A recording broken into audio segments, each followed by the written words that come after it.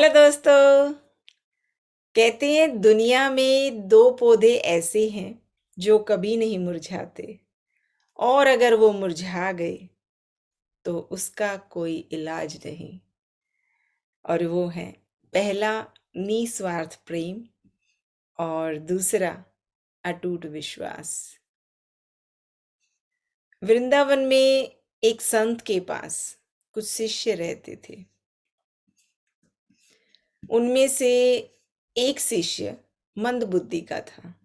एक बार गुरुदेव ने सभी शिष्यों को अपने पास बुलाया और सबको 1 महीने के लिए ब्रिज में अलग अलग स्थान पर रहने की आज्ञा दी और उस मंद बुद्धि को बरसाने जाकर रहने को कहा।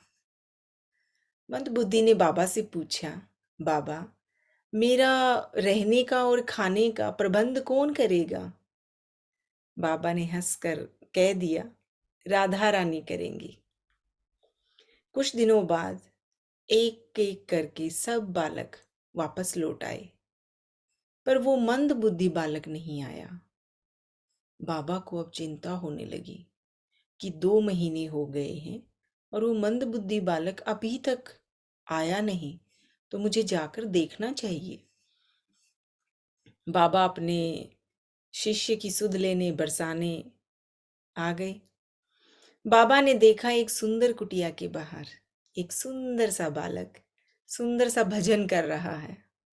बाबा ने सोचा, क्यों ना इन्हीं से पूछा जाए। बाबा जैसे ही उनके करीब गए, वो उठकर खड़ा हुआ और बाबा के चरणों में गिर गया और बोला, आप आ गए गुरुदेव। बाबा ने पूछा, ये सब कैसे हुआ? तुम ठीक कैसे हो गए? उसने कहा, बाबा, आपके ही कहने से किशोरी जी ने मेरे रहने खाने पीने की सारी व्यवस्था कर दी और मुझे ठीक करके भजन करना भी सिखाया। बाबा अपने शिष्य पर बरसती किशोरी जी की कृपा को देख बहुत प्रसन्न हुए और मन ही मन सोचने लगे, मेरे कारण मेरे किशोरी जी को कितना कष्ट हुआ। उन्होंने मेरे शब्दों का मान रखते हुए मेरे शिष्य पर अपनी सारी कृपा उड़ेल दी।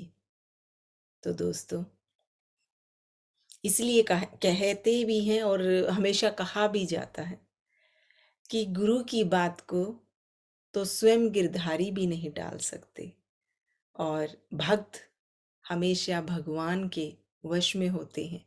हम हमेशा से सुनते आते हैं और ऐसा ही होता भी है।